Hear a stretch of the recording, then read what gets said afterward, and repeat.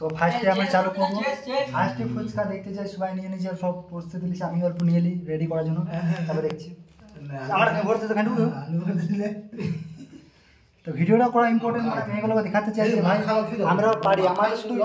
আমাদের শুধু সিস্টেমটা দেখো ভাই, কত জিনিস দেওয়া আছে, ঠিক আছে। মানে আমাদের একবার জানি এটা তোমাদের ইগো লাগছে, কিন্তু মেয়েদের বিশেষ করে বলতে চাই চেস।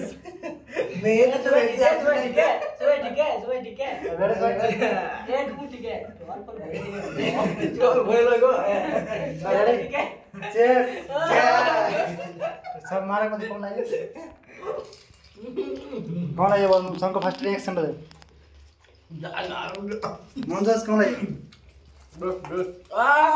चोली दिखाई दो चोली हां छूटे का चेस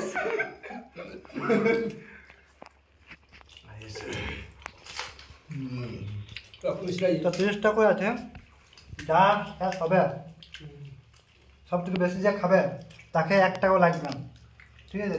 বাকি 4 জন লাগবে, টোটাল আমরা 5 জন আছি, ঠিক 5 জনকে আনলিমিটেড আছে, টেনশন নেই। আরও ফুচকা আছে, আরও 2 প্যাকেট আছে ওইখানে, আনা আছে না। তো দই আছে, টেনশন নেই, 2 দই বাজে। সবাই কন্টিনিউ খেয়ে যাও, তো দেখা যাক কী হয়।